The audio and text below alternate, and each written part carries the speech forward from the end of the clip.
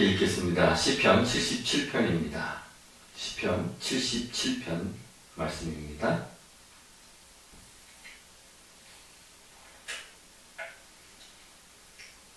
한 절씩 좀 깁니다. 20절까지 있는데 한 절씩 교독하겠습니다. 내가 내 음성으로 하나님께 부르짖으리니 내 음성으로 하나님께 부르짖으면 내게 귀를 기울이시리로다. 나의 환난 날에 내가 주를 찾았으며 밤에는 내 손을 들고 거두지 아니하였나니 내 영혼이 위로받기를 거절하였도다. 내가 하나님을 기억하고 불안하여 근심하니 내 심령이 상하도다. 주께서 내가 눈을 붙이지 못하게 하시니 내가 괴로워 말할 수 없나이다. 내가 옛날 곧 지나간 세월을 생각하였사오며 밤에 부른 노래를 내가 기억하여 내 심령으로 내가 내 마음으로 간구하기를 주께서 영원히 버리실까? 다시는 은혜를 베풀지 아니하실까? 그의 인자하심은 영원히 끝났는가? 그의 약속하심도 영원히 패하였는가? 하나님이 그가 베푸실 은혜를 잊으셨는가? 노하심으로 그가 베푸실 긍휼을 그치셨는가 하였나이다. 또 내가 말하기를 이는 나의 잘못이라. 지존자의 오른손의 해 곧 여호와의 일들을 기억하며 주께서 옛적에 행하신 기이한 일을 기억하리이다. 또 주의 모든 일을 작은 소리로 읊조리며 주의 행사를 낮은 소리로 되뇌이리로라. 하나님이여 주의 도는 극히 거룩하시오니 하나님과 같이 위대하신 신이 누구오니이까. 주는 기이한 일을 행하신 하나님이시라.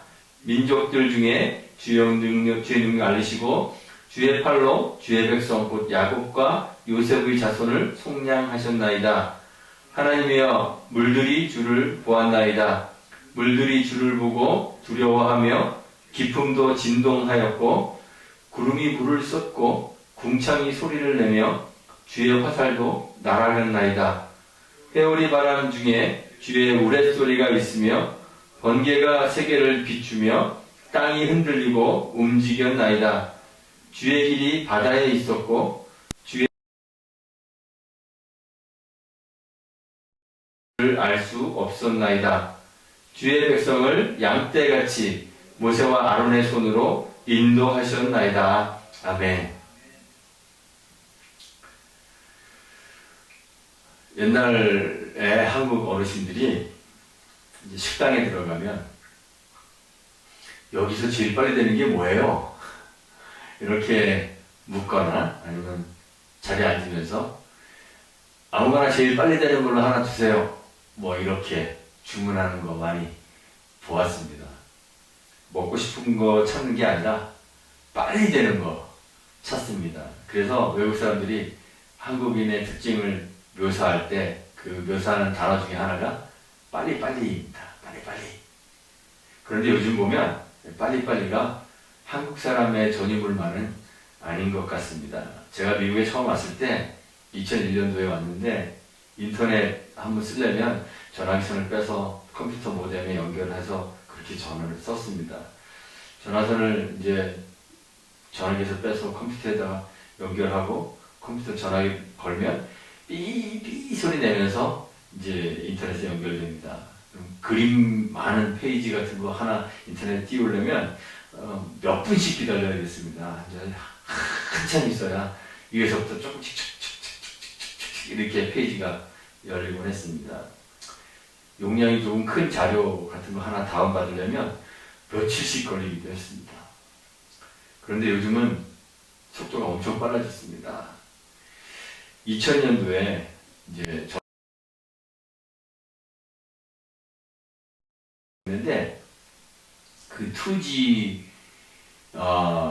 가지고 2.5GB짜리 영화 하나를 내려받으려면 그 당시에 최대 다운로드 속도가 153KB per second이었대요. 그러니까 받으면 한 36시간 걸립니다. 걸어놓고 밥 먹고 자고 아침에 일어나도 안 되는 거예요. 그런데 지금 저희가 5G 쓰잖아요. 한 20GB per second 속도로 다운로드를 받으면 그 36시간 걸리던 것이 1초 만에 다운로드를 받을 수 있답니다. 13만 배 정도 빨라졌습니다. 그래서 요즘은 전화기나 컴퓨터로 인터넷 접속해서 원하는 페이지가 열리는데 그냥 단 몇 초만 걸려도 사람들 답답해합니다.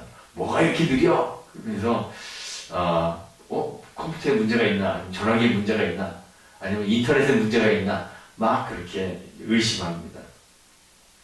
과거에는 물건을 하나 주문하면 집으로 배달되기까지 몇 주가 걸리거나 또 몇 달이 걸릴 때도 있었습니다. 당연하게 그렇게 생각했습니다. 그런데 요즘은 집에서 그 아마존 프라임 쓰는데 다음날 배송됩니다. 다음날 집으로 옵니다. 어떤 거는요, 제가 한 번은 오더를 했는데 아침에 오더했는데 오후에 오더라고요. 세계 어느 곳에서나 이제 빨리빨리가 일상화되었습니다. 그래서 사람들이 점점 참고 기다리는 거 힘들어합니다. 가끔 오더한 물건이 페덱스로 오는 경우가 있어요. 저 페덱스로 디스하는 건 아닌데 그러면 뭐 estimated delivery date 나오는데 그거 한참 넘길 때가 있습니다. 좀만 넘어져도 찐득하니 기다리지 못합니다. 막 배달소가 난 거 아닌가 조바심이 납니다. 이스라엘 백성이 애굽을 탈출해서 가나안으로 가게 되는데 그 길은 어땠을까요? 고센 지방에서 가나안까지 그 지중해 연안을 이렇게 타고 블레셋 사람들이 살던 곳을 통해서 이렇게 올라가게 된다면 빨리 걸으면 일주일, 뭐 사람들 많고 그러니까 뭐 가다시다 짐 끌고 가고 뭐 다 이렇게 계산해서 넉넉하게 잡아도 한 달이면 갈 수 있습니다. 비행기로는 50분 걸립니다. 차를 타고 가면 7시간에서 8시간이면 갈 수 있는 거리입니다. 그런데 그 길을 가는데 이스라엘 백성들은 40년이 걸렸습니다. 우리 맨날 40년 하도 많이 들어갔고 이제 뭐 40년이 그냥 40년이지 뭐 이렇게 생각되겠죠. 그런데 40년 엄청 긴 기간입니다. 우리나라가 일제강점기에 그 지배를 받은 게 45년 뭐 그러잖아요. 그렇죠? 45년, 46년 그러는데 엄청 길게 느껴졌을 거잖아요.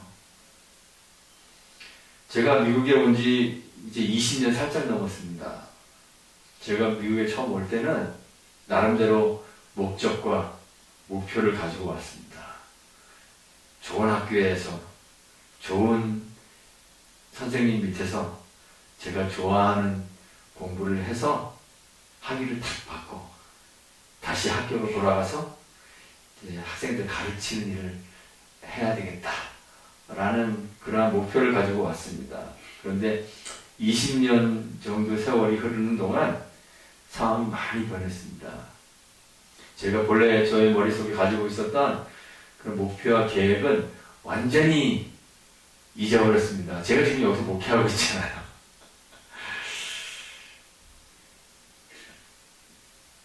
저의 계획과 목표는 완전히 사라져버렸습니다.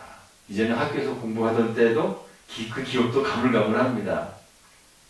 같이 공부하던 이번에 총회를 가서 같이 했던 분을 만났는데 모르겠더라고요. 그래서 처음 보는 사람인 것처럼 인사했습니다. 근데 얘기하다 보니까 같이 공부했더라고요. 가만히 생각해보니까 아는 분이에요. 이제 그렇게 됐습니다. 미국에서의 삶이 이제는 어느 정도 적응이 되어서 그냥 현재의 삶에 충실하여 그렇게 살아가고 있습니다. 이스라엘 백성들은 어땠을까요?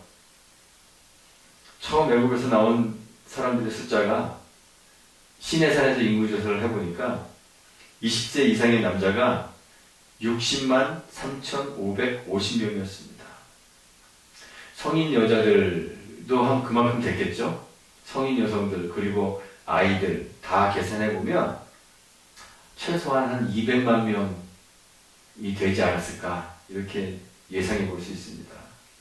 근데 광야에서 40년을 보내는 동안 60만 3,550명의 성인 남성 가운데 여호수아와 갈렙 두 사람을 제외한 60만 3,548명이 죽었습니다. 성인 여성의 숫자를 더한다면 약 100만 명 이상의 사람들이 광야에서 다 그냥 죽어버린 거예요. 그러니까 한 200만 나왔는데 절반 이상이 광야에서 죽었습니다. 성인들은 광야에서 다 죽고 완전한 세대 교체가 이루어졌습니다. 이제 가나안에 막 들어가기 전에 인구조사를 다시 해봤습니다. 민수기 26장에 나오는데 다시 인구조사를 해보니까 20세 이상의 남성의 숫자가 60만 1,730명이에요. 그러니까 광야에서 죽은 숫자와 거의 비슷해요. 그러니까 생각해보세요. 20세 이상인데 그렇게 죽었잖아요. 40년을 보냈어요. 그 당시에 19세였던 사람이 몇 세가 됐을까요? 60세가 된 거예요. 59세가 된 거예요. 그 당시에 이제 막 태어난 빵살짜리가 40살이 된 거예요. 그러니까 이 60만 1,730명 가운데 절반은 광야에서 태어난 사람입니다. 또 그 중에 그 나머지 절반도 아주 어렸을 때 그 광야에 살았던 사람이죠. 태어나보니 광야입니다. 광야에서 나서 광야에서 20년에서 40년을 사는 거예요. 그들은 왜 광야에서 천막을 치고 살아가야 하는지 부모로부터 이야기를 들었겠지만 피부에 와닿겠습니까? 태어나면서부터 그냥 광야 바다에서 살고 있는 거예요. 출애굽 세대가 가지고 있었던 동일한 목표의식, 동일한 목적의식을 가질 수가 있었을까요? 그들의 애초의 목표는 가나안 땅을 정복하는 것인데 40년이라는 긴 세월을 광야에서 머물렀으니 그들이 가지고 있었던 목표의식은 어떻게 됐겠어요? 저는 20년 됐는데 목표 완전히 사라져버렸잖아요.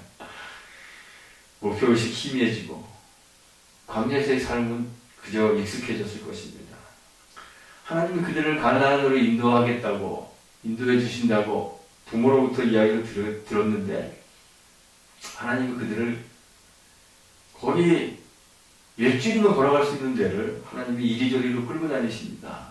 40년을 그렇게 돌아다녔으니 가나안에 들어갈 수 있겠다라는 그러한 희망, 기미도 보이지 않고 과연 하나님은 우리를 가나안으로 인도하실 의향은 있으신 것인가 하는 의심도 들었을 거죠. 그 가운데는 아마 기대조차 하지 않는 사람들도 있었을 것입니다. 그런데 하나님이 목적을 잊으셨을까요? 하나님은 목적을 잊지 않으셨습니다. 하나님의 계획에 차질이 생긴 것도 아닙니다. 하나님이 계획하신 정확한 때에 하나님이 그들을 인도하셔서 결국 가나안 땅으로 들어가게 하셨습니다. 하나님이 아무것도 하지 않는 것 같은 광야 40년의 세월 동안에도 사실은 하나님이 매일매일 신실하게 당신의 백성을 돌보고 계셨습니다. 매일매일 그들에게 만나를 내려주셨습니다. 광야에서 태어난 아이들이 그 만나를 먹을 때 어떤 생각이 들었을까요? 하나님이 주신다 이런 생각이 들었을까요?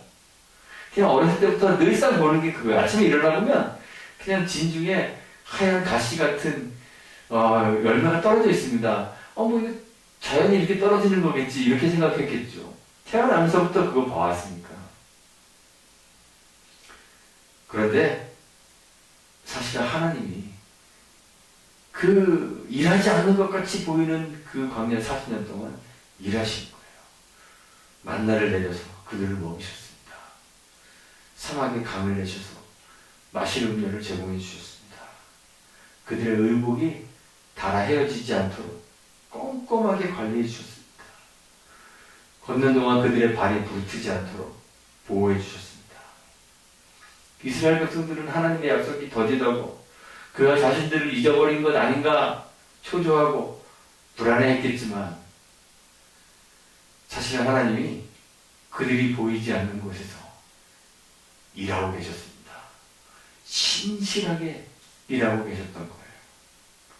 하나님의 시간이 우리의 시간과 너무나 달라서 우리는 늘 조바심을 냅니다. 하나님이 좀 우리가 원하는 시간에 우리가 원하는 것들 주시면 좋겠지만 그렇지 않은 경우가 훨씬 더 많습니다. 대부분의 경우는 우리가 하나님의 존재를 그리고 하나님이 일하시는 것을 보지 못합니다. 많은 믿음의 사람들이 그런 혼란에 빠졌습니다.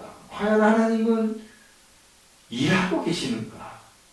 과연 하나님은 우리의 소원을 들어주실 마음이 있으신가? 심지어는 하나님이 계신가 하는 의심마저도 들었습니다. 그래서 많은 믿음의 사람들이 믿음의 그 길에서 혼란을 겪습니다. 시편의 시인이 오늘 시편을 보니까 이 시편의 시인이 마음에 불안하고 근심하여서 그의 심령이 매우 상했습니다. 마음이 상한 거예요. 빈정상했다 그러죠? 빈정상해버렸습니다. 그래서 물었습니다. 7절부터 나오죠. 주께서 영원히 버리실까? 다시는 은혜를 베풀지 아니하실까? 그의 인자하심은 영원히 끝났는가? 그의 약속하심도 영구히 패하였는가? 하나님이 그가 베푸실 은혜를 잊으셨는가? 노하심으로 그가 베푸실 긍휼을 그치셨는가? 의심하며 물었습니다. 왜 이런 질문을 했을까요? 시인이.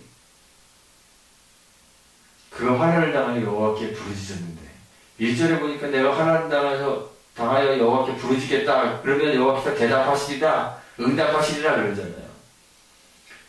그가 환난을 당하여 여호와를 찾았는데 응답받지 못했기 때문에 그렇습니다. 시인의 환난이 너무 심해서 정말 말로 할 수 없을 정도로 그렇게 괴로웠습니다. 그래서 주를 찾았습니다. 성경에 보면 밤에 하나님을 향하여 손을 들고 그 손을 거두지 않았습니다. 그래요. 성경에서 밤은 사실은 죄가 지배하는 사탄이 지배하는 시간으로 그래서 많이 의례적으로 사용되잖아요. 그 고통을 당하여 괴로울 때 하나님을 향하여 손을 들고 하나님을 향하여 손을 든다는 것은 간절함의 표시입니다. 간절히 주의 도움을 구하며 간구했습니다. 그런데 그의 심령이 상하게 되어버린 거예요. 하나님이 그의 기도를 듣지 않으시는 것 같아서 그의 심령이 매우 상했습니다. 시인은 그럽니다. 주님이 그의 눈을 붙이지 못하게 하셨다 그럽니다. 잠을 이룰 수 없을 정도 고통스러웠습니다. 시편 127편 2절에 보면 여호와께서는 그 사랑하시는 자에게 잠을 주신다고 했는데 시인이 그의 눈을 감을 수조차 없다고 그렇게 고백하고 있으니 얼마나 괴로웠겠어요. 과연 나는 하나님이 사랑하시는 자가 아닌가. 많은 시편의 시인들이 이런 동일한 경험들을 합니다. 시편 42편의 3절에 보면 사람들이 종일 시인에게 조롱하듯 말한다고 그랬습니다. 뭐라고 말하냐면 내 하나님이 어디 있느냐. 내 하나님이 어디 있느냐. 사람들이 종교를 가지고 신을 섬기는 이유가 뭘까요? 자신의 힘으로 이겨낼 수 없는 삶의 역경들, 외부로부터 들어오는 그러한 압박, 괴로움들, 고통들을 신의 도움을 통해서 이겨내고 또는 마음을 끊임없이 괴롭히는 그 불안과 공포, 염려, 거기에서 벗어나 신의 도움으로 하나님으로부터 오는 평안을 얻기 위해서 종교들 다 믿잖아요. 꼭 하나님 아니더라도 다른 종교들 다 그렇잖아요. 영화에서 많이 나오는 inner peace 그런 거 있잖아요. 그래서 마음의 평안을 얻기 위해서. 사람들이 그렇게 믿어요. 신을 믿는 이유가 그거예요. 마음의 평안을 얻기 위해서. 사람들은 종교를 믿으면서 다 기적을 원하는 거예요. 기적을 희망하는 거예요. 기적 같은 일이 삶에서 자주 일어나기를 간절히 바라기 때문에 종교를 믿는 거예요. 우리가 기도하는 거 다 그렇잖아요. 나는 별로 이렇게 뭐 준비가 안 돼 있는데 하나님 나에게 뭘 주시고 왜 하나님께 그렇게 기도하세요? 나는 그럴 능력이 없다는 거잖아요. 나는 그럴 능력이 없는데 하나님이 그런 걸 달라는 건 뭐예요? 기적을 일으켜달라는 거잖아요. 그렇죠? 공부는 지지기도 안 해놓고 하나님 서울대 합격하게 해주세요. 무슨 말이에요? 기적이 일어나게 해달라는 거잖아요. 우리 기도가 다 그래요. 뭔가 기적이 일어나기를 초자연적인 일이 막 발생해서 우리 교회 전도는 하나도 안 하면서 하나님 부흥되게 해주세요. 무슨 일이에요? 무슨 말이에요? 기적이 일어나게 해달라는 거잖아요. 그렇죠? 막 그런 일이 좀 일어나도 좋겠는데 그런데 그런 초자연적인 기적 같은 일이 우리 삶에서 자주 일어납니까? 불치의 병이 하루아침에 싹 사라지고 아침에 일어나 보니까 내 은행 어카운트에 막 수백만 달러가 입금되어 있고 다음 주에 교회 와보니까 우리 교회에 막 수천 명, 수만 명이 교회에 들어오려고 막 줄 서 있고 그런 메가 처치가 막 되고 그런 일이 일어나면 얼마나 좋겠어요. 그런데 그런 일이 일어날까요? 현실에서 믿음이 그렇게 증명되는 경우가 거의 없습니다. 우리 몸의 병은 약도 먹고 수술도 하고 치료도 해야 조금씩 나아질 둥 말둥 하잖아요. 내 은행 어카운트에 돈은 안 먹고 안 입고 안 쓰고 모으는 것 같은데 그래도 늘어날 둥 말둥 하잖아요. 교회들 보세요. 전도한다고 난리를 치고 돈을 투자하고 열심히 했는데 그래도 교인이 늘어날 둥 말둥 하잖아요. 그렇습니다. 삶이 그렇습니다. 세상이 그렇습니다. 그래서 시인이 시편 42편의 시인이 그래요. 눈물이 주야로 나의 음식이 되었습니다. 마음이 괴롭고 상합니다. 오늘 우리가 읽은 시편 70편의 시인도 그럽니다. 그가 긍휼을 그쳤는가? 하나님이 이제 우리를 더 이상 불쌍하게 여기지 않으시는가? 그의 인자하심이 영원히 끝났는가? 생각하면서 괴로워한다고 그랬습니다. 현실을 보니까 그래요. 너무너무 괴로워요. 그런데 오늘 시편의 시인은 그 자신의 생각이 얼마나 잘못된 것인지 깨닫습니다. 그리고 마음을 고쳐먹습니다. 10절에 나오는데 이 10절의 해석이 어려운 절입니다. 왜냐하면 히브리 원문을 보면 이 두 절 동사가 없어요.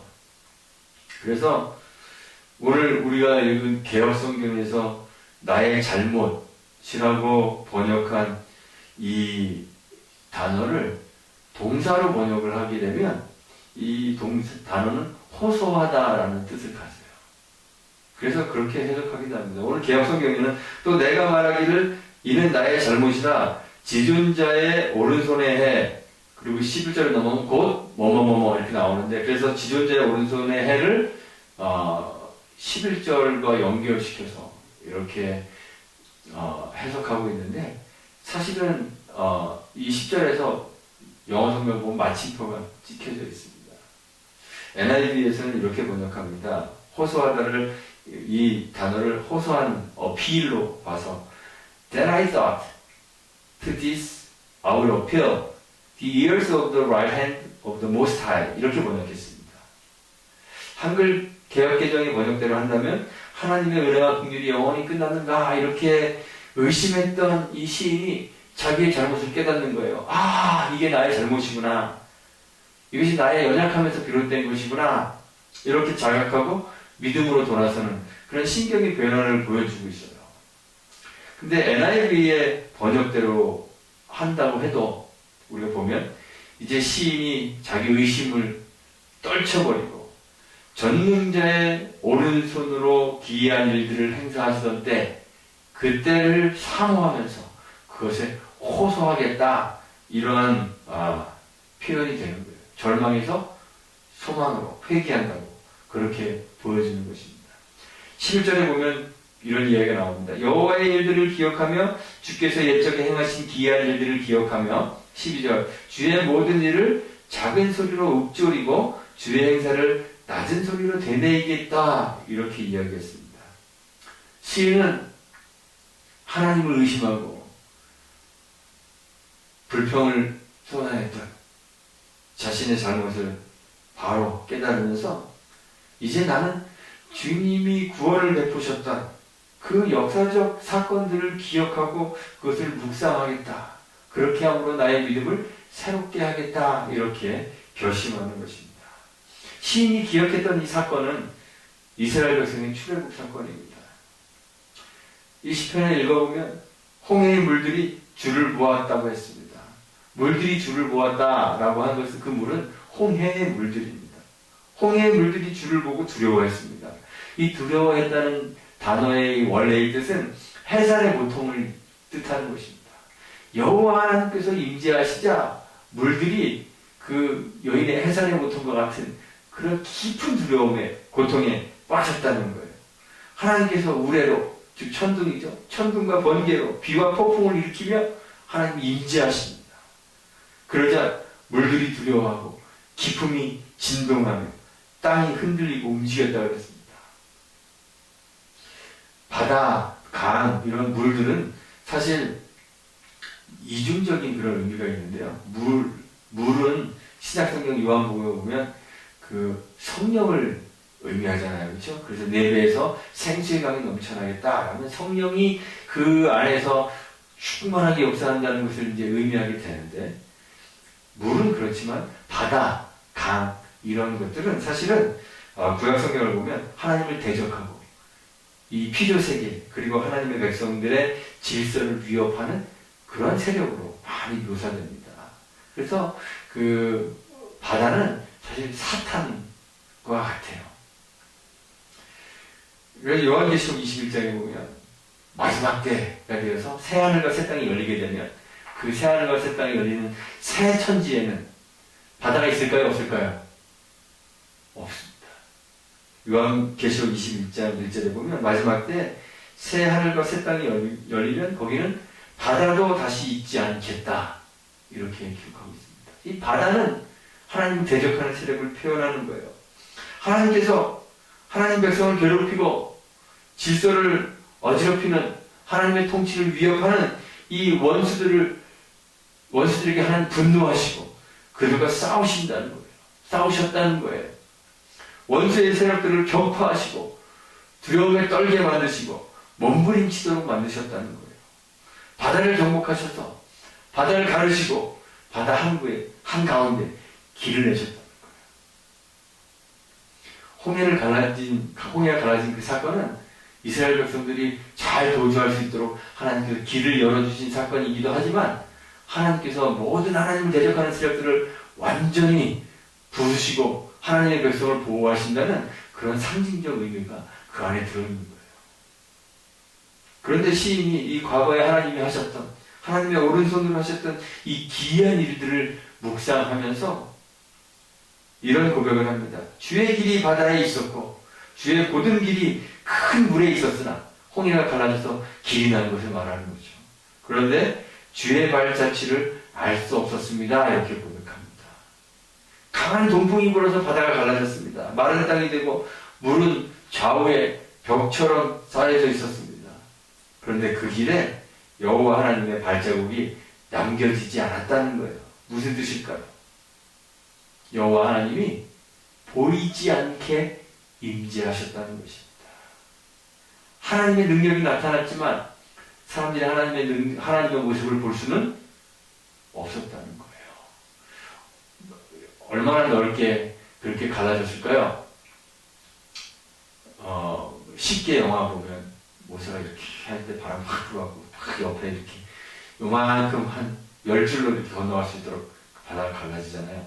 근데 한 200만 명의 사람들이 한 10km 이상 되는 그 길을 가기 위해서는 하룻밤 새에 건너가기 위해서는 그렇게 갈라져서는 하룻밤새 건너갈 수가 없습니다. 한 200만 명이 10줄이면 20만 명이 그 뒤에 서야 되는데 불가능합니다. 그래서 한 최소한 1마일 이상의 폭으로 바다가 갈라졌을 거라고 봐요.